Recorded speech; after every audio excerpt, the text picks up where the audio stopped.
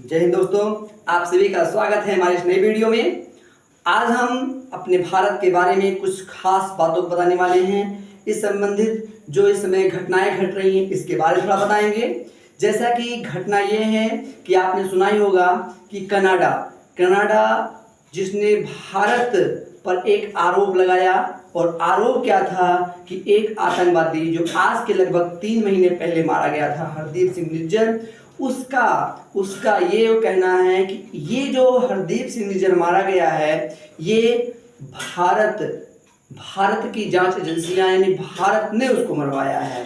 और इतना ही नहीं, इसने हमारे यहाँ जो वहाँ का हमारे कह सकते हैं राजदूत थे पवन कुमार जी, उनको रा का एजेंट बताते हुए उनको वहां से निकालने की बात कही, उनको निकाल दिया गया। और उसको लगा कि भारत शायद वो पुराना वाला भारत है, वो पहले वाला भारत है जो कनाडा के सामने गिड़गिड़ाएगा, हाथ जोड़ेगा, अरे साहब ऐसा मत कीजिए। उसको शायद पता नहीं है ये आज का भारत है, नया भारत है। चलिए शुरुआत करते हैं। खबर क्या है हमने पहले बता दिया।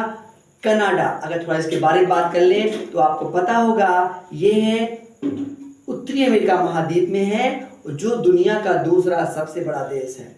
अगर हम जनसंख्या की बात करें तो 4 से 5 करोड़ वहां की टोटल जनसंख्या है। लेकिन ये भूल गया कि वो टक्कर किससे ले रहा है, हमारे भारत से, जिसके सामने आज दुनिया की बड़ी बड़ी ताकतें खड़े होने की हिम्मत नहीं लेते हैं। आज उस हमारे इस प्यारे भारत पर किसी ने नजर उठाने की बात कही है। अब जैसा खबर क्या है हम आपको बताते हैं। भारत ने कनाडा को दिया करारा जवाब। कैसे बता रहे हैं भाई? अच्छा, कनाडा के प्रधानमंत्री कौन है? जस्टिन ट्रूडो हैं। यही महोदय हैं जिनके वजह से आज भारत और कनाडा में तकरार हुआ है। आतंकी का नाम है हरदीप सिंह निज्जर नाम है।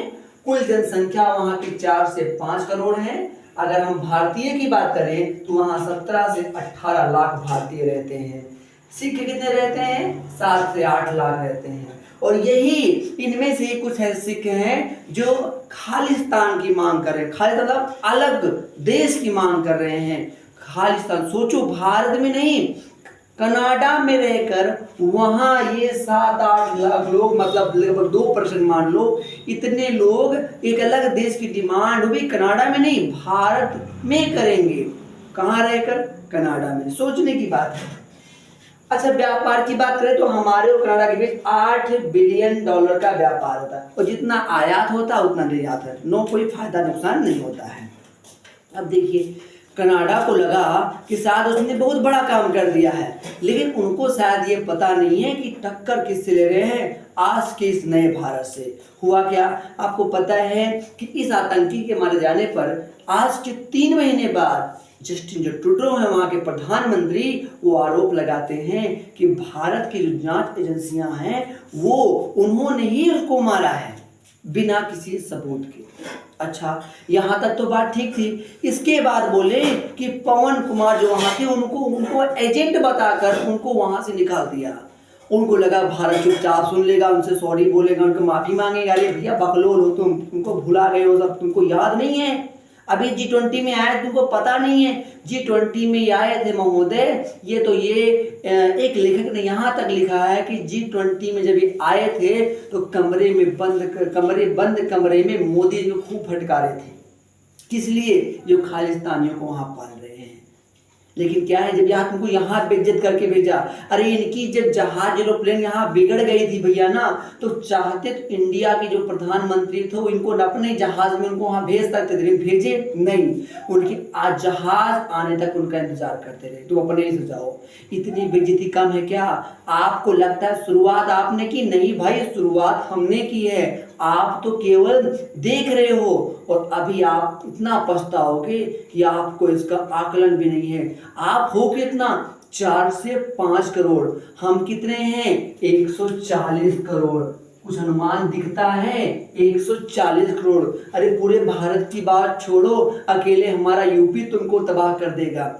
शायद इस बात का तुमको जानकारी नहीं है। किस बात का घमंड करते हो तुम? हमारे भारत टक्कर लेने की बात करते हो। हुआ क्या, हम आपको बताते हैं। 5 दिन के अंदर उनके जो यहाँ का राजदूत था उसको बाहर निकालने का आदेश दिया। और यही नहीं, भारत की तरफ से एक एडवाइजरी पास की गई। इसके माध्यम से क्या बताया गया भैया, पता है ना, इसमें भारत ने कहा, कनाडा में रहने वाले जो भारत के लोग हैं उनसे कहा गया कि आप लोग संभल के जाएं, और जो ऐसे इलाके हैं जहां खालिस्तानी गतिविधियां हो रही हैं वहां थोड़ा बच के चलें, और यहां कोशिश करें कम से कम संपर्क रखें, अपने आप को सुरक्षित रखें, क्योंकि किसी पर भी कोई खतरा हो सकता है। और कनाडा के यात्रियों को भारत आने पर रोक लगा दी गई है। क्यों?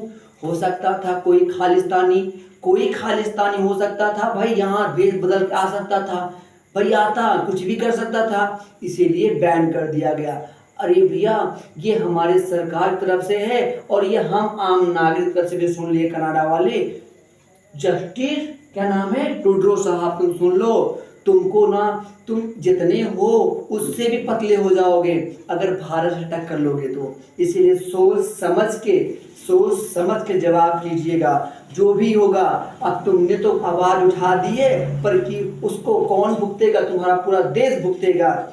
हमारे 140 करोड़ भारतीयों को तुमने कभी आकलन ही नहीं किया है। अब तुमको समझ में आएगा कि ये पहले वाला भारत नहीं है, तुम्हारे सामने गिड़गिड़ाएगा। अरे तुमको तुम्हारी औकात दिखा